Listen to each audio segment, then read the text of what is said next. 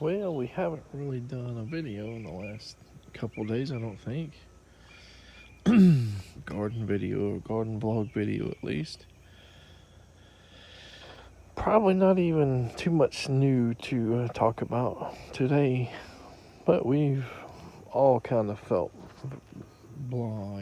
Our oldest son is uh, extremely constipated, and he actually went to the ER because he hadn't pooped in days, and then you know they said they took x-rays, make sure he didn't have appendicitis and stuff, and he was hunched over in pain, and they said just give him a laxative, give him up to two doses a day, even though on the directions it says one dose or consult a doctor or whatever.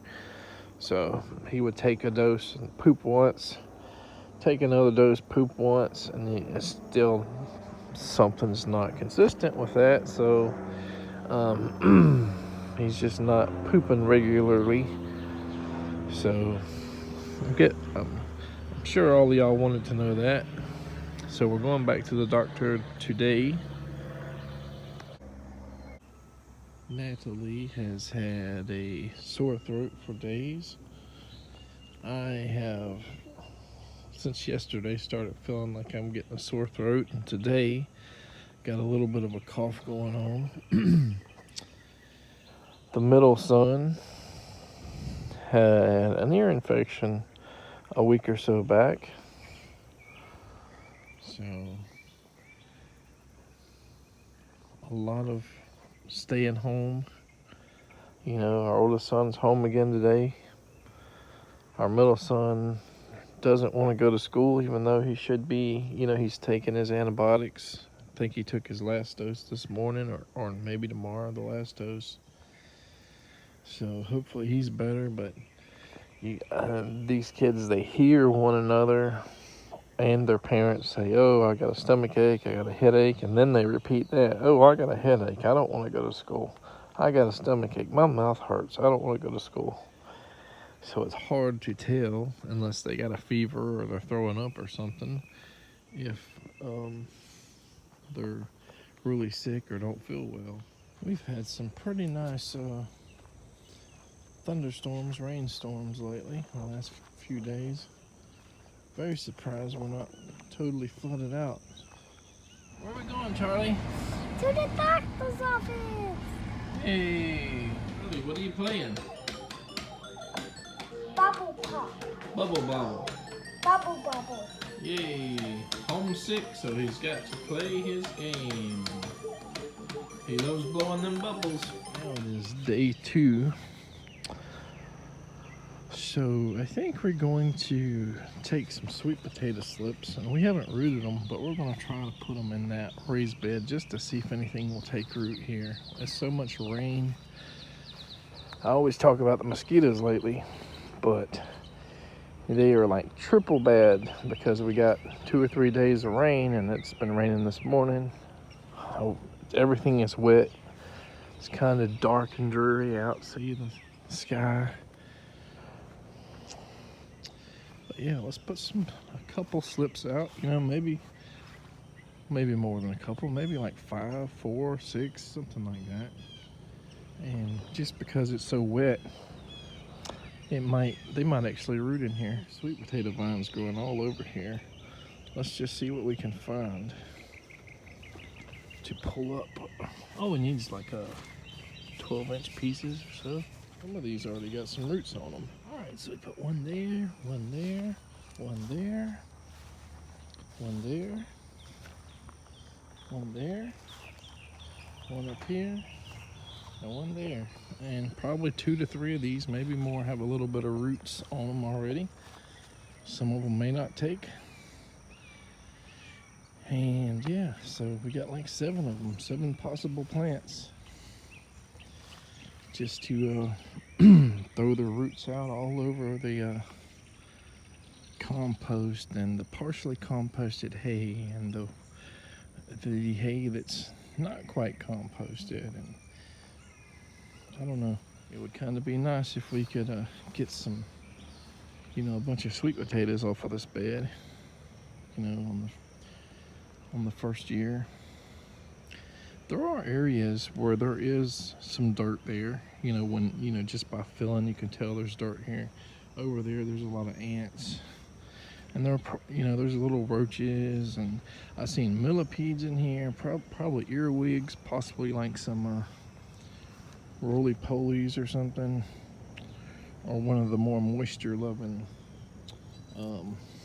soul bugs or sow bugs or whatever you call them, which are closely related. I think roly-poly is like a little drier. So there's, you know, the earthworms we put in here already. So we're gonna see. Last time I gave you an update with this second or third weed tea compost bin, I put the top on it, but I didn't think that, you know, we needed more rain. But it stayed on top for about 2 days, and it really heated it up. It stunk terrible when I brought it out. There was all kinds of bugs and flies in there, which is probably a good thing. So it kind of heated it up and got things going. I really don't see it bubbling too much, so we might need some more sugar source or something to try to get it a little more bubbly. But as you can see, it rained quite a bit on it. A little bit more rain, and then we probably could go ahead and put the top on it and let it stay heated up in there, and hopefully the heat will just make the composting process faster. Thing I've noticed with certain types of plants, when you plant them in the ground, see how this is growing crooked? Like there's the main stem. Guess what? It wasn't like that in the container. So some of these guys really stress out when you transplant them or get them in the sunlight or whatever it is. So they droop downward. And I've noticed this with several. This is a sunchoke, I think. I've noticed this with some other things. And it looks like it's going to die for weeks, whatever. You water them, you know, hoping that they kind of recover. And, you know, after a few weeks, they may slowly start to raise up. They may not have the droopy leaves as much, and they kind of, you know, look a little better and better, but they kind of got that permanent tilt to them, you know, when that happens. But see, it's growing upwards now, so you can tell it's probably somewhere around here, you know, when it was planted, and now it's growing upward. So this seems to be just something that happens with certain plants when you transplant them. Root shock, plant shock, sun shock, whatever. Not getting like the rain or water maybe, or having the same moisture level, because a lot of things I plant in the summer in containers I put way in the heavy shade. As it gets hotter and hotter and not as much rain, we have to move it shadier and shadier into shadier locations. See, with this plant, it's not quite recovered yet, even though it's got like a flower. This is like an Indian blanket. Same thing, it kind of grew tilted, and it's flowering, so it's probably doing better than it was, but it's still not recovered. Some other sun chokes, and the rain has just caused the weeds to go everywhere. But see how it grows? It's growing like sideways, and now it's just starting to grow up. Now we probably could just tie it to the fence or something and get it a little more straight. Here's another one, and all the weeds. That is not a sunchoke, it's something else. There's a huge mushroom. That's probably like a 6 or 7 inch round mushroom back there in the pumpkin area. This is day 3. There's the sweet potatoes that we put in there. They're kind of droopy, but we did get another little kind of rainstorm and rain today, so if we keep getting like a little bit of rain and keeping these areas moist where the sweet potato we'll put in the little bed here, maybe it'll actually take all the mushrooms that multiplied since the last yesterday or whenever I shot the video, saying look at that big giant mushroom. There's a bunch of them over there now. As bad as the weather is, and the mosquitoes and occasionally the deer flies or yellow flies are right now, I still need to make my rounds in the garden just to keep my sanity. And you know, even when I'm sick, and everybody's been sick again in the house, respiratory infections, ear infections,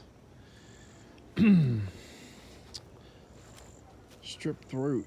Fortunately for me, I don't get like whelps all over my body when I get like mosquito bites or deer fly bites and stuff like that.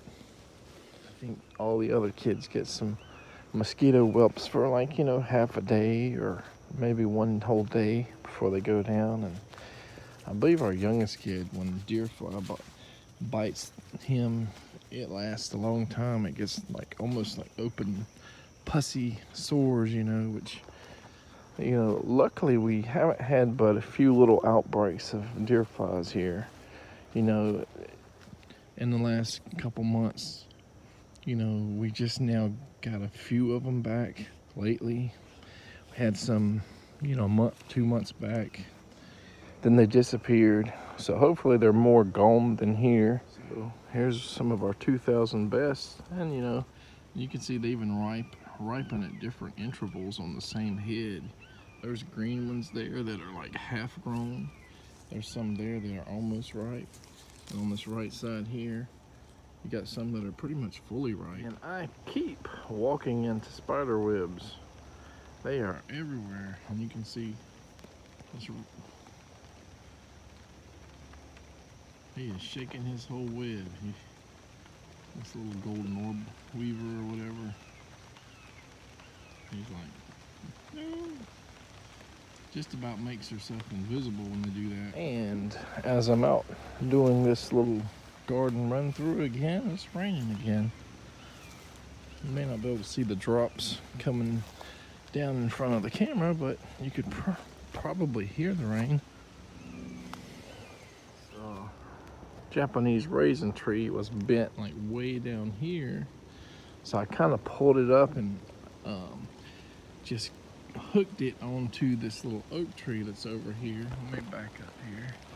This little oak tree here, so it'll kind of stand up a little straighter, and maybe since it's getting a little taller, it'll be able to grow over that instead of downward and to the side. I always come out looking for, you know, something new. You know, what's happening in the garden? Is something new gonna pop up? Maybe that I forgot, or a seedling somewhere of like a wild blueberry bush, or you know, what's gonna bloom that hasn't ever bloomed before. You know, that's always an exciting part about gardening, and you know, having this much kind of swampish lands and forest, and you got all kinds of things that pop up around here. Many things that animals plant. You know, a bird will eat maybe a blueberry in the blueberry farm 7 or 8 miles from here, and then come and poop over here, and then boom, they got blueberry seeds and trees. Or should I say shrubs? This right here, this could be a wild blueberry. And it looks so similar to crepe myrtles, but you know, the crepe myrtle, look how the leaves, they always seem to come in pairs, either straight out or kind of like that. So that's a crepe myrtle. And see, these are a little bit different. So we do have some kind of like blueberry type plants coming up here and there. Like that's hard to tell if that's a crepe myrtle or something else, but this one is a little bit different. Right now we need more blueberry plants, shrubs for our wetlands on one permaculture garden. And if we find some growing around the area, we are going, you know, we'll transplant them probably next year, the winter or early spring. So that means less we have to buy to help finish that garden area.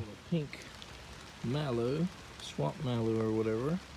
It's bloomed a few times over the last week or so, but we caught it on camera. Anyway, we got 2 kids home. One of them's probably not sick, but we didn't have a doctor's note today to get back to school. So tomorrow he's going back. Hopefully The baby will be going back tomorrow. He had a little bit of a fever this morning, like a low grade. And we gave him Motrin and just said, okay, he's acting fussy. Let's just see how today goes. And the nights lately have been horrid for us. All 5 of us, in the bed. Yeah, I should say very little sleep. A lot of fussiness, crying, screaming. And it's hard to decipher what's sickness, what's just fussiness, what's, one kid sees another one come to our room at night and the other one's like, "Wait, I gotta go in there too. Wait." Anyway, I don't know how long this video is, so this is not a super garden video, I guess, but this is just the day in the life. All right, take care.